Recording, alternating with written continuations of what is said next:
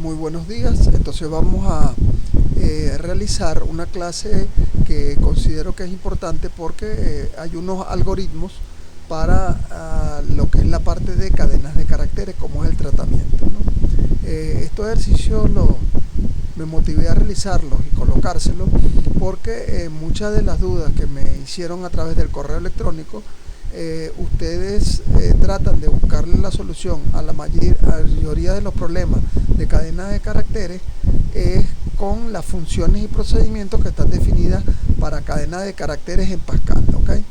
Y básicamente aquí les voy a colocar dos ejemplos donde vamos a, solamente utilizando el concatenar, que es el símbolo de más, que es la posibilidad de poder unir cadenas de caracteres, y el de len, que es el que me va a decir el tamaño de la cadena. Con eso prácticamente yo puedo resolver cualquiera de los problemas. Entonces voy a colocarle para eso dos ejercicios.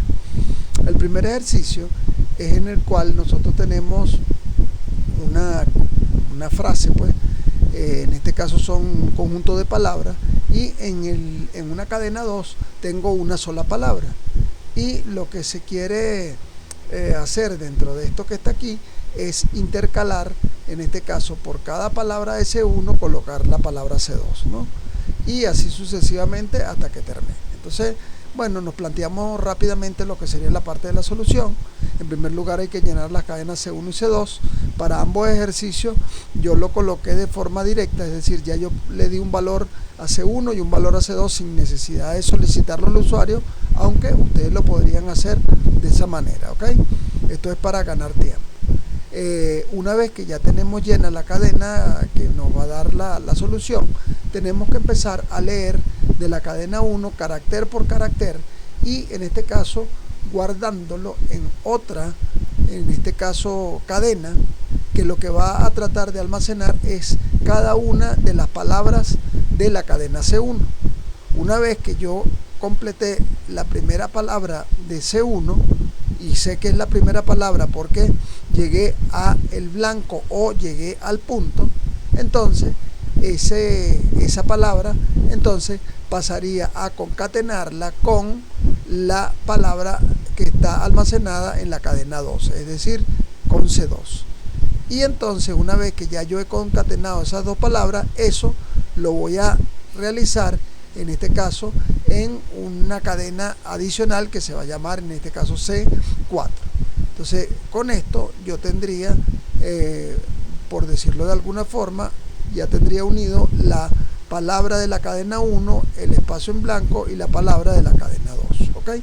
Entonces al realizar esto, entonces bueno, yo puedo regresar otra vez al punto 2 para volver otra vez a leer otra palabra de C1 y otra vez hacer el tratamiento de seguir pudiendo concatenar cada una de esas palabras y generar la solución deseada. De todos modos, algorítmicamente, esto sería la parte de los pasos que tendríamos que seguir, y una vez que ya yo he completado esto, vamos a ver la solución algorítmica. En el caso de la solución algorítmica, entonces nosotros pasamos a definir, en este caso, 4 cadenas. Fíjense que las cadenas que yo necesite las pongo, y esto es mejor que utilizar varias cadenas que utilizar las funciones insertar, el delete, etcétera, ¿no? Porque se puede hacer lo mismo. Entonces bueno, aquí como les dije, inicialicé de forma fija y puse en la cadena 1 casa, linda, bella, hermosa, y en la cadena 2 es, para que por supuesto al final me quede la palabra es intercalada en cada una de estas palabras. O sea, me va a quedar casa es linda, es bella, es hermosa, punto. Para eso, entonces este ciclo lo que va a ir haciendo es recorrer la cadena 1 desde la primera posición hasta la última posición, es decir, hasta la longitud que tiene la cadena 1. Por cada carácter que voy leyendo, yo lo primero que pregunto es si el carácter es distinto de blanco y distinto de punto, significa que estoy en alguna de las letras de la palabra C1, y por lo tanto aquí agarré a C4, que es una cadena adicional para ir concatenando cada una de esas letras. Cuando este ciclo siga avanzando y llegue al punto de que llegue a blanco o llegue a punto, es porque ya yo terminé, en este caso, una palabra de C1. Entonces paso a esta parte del si no. En el si no, si ya yo tengo una palabra que es la primera palabra de C1 en C4, entonces en un string C3 le voy a dar lo que tiene C3, que inicialmente no tiene absolutamente nada, más C4, que sería la primera palabra. Y luego pregunto si el valor de C1 su i era igual a blanco, a punto, perdón, significa que ya yo llegué a la última palabra. Entonces lo que hago es que a C3 le concateno el punto. Pero si no es el punto, era porque aquí era el blanco. Y si era el blanco, significa que no he terminado de leer todas las palabras de C1.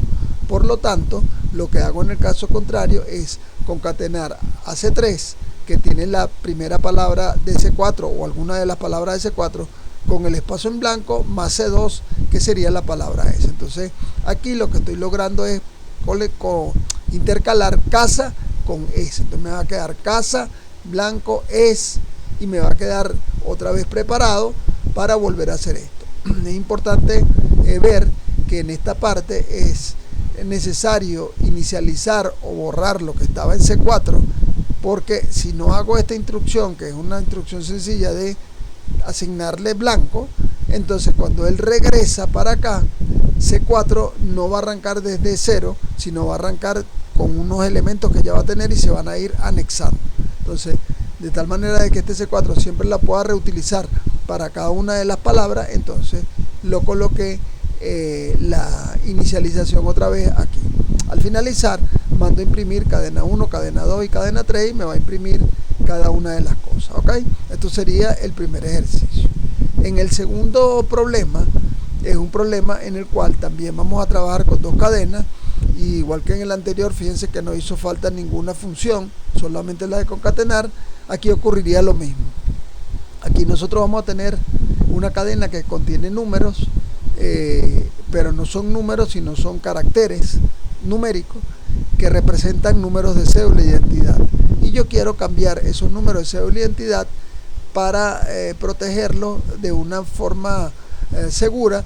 Necesito encriptarlo, es decir, cambiar su valor original por un patrón para que la gente que detecte o capture esta información no sepa que estamos hablando de un número de cédula, ¿no?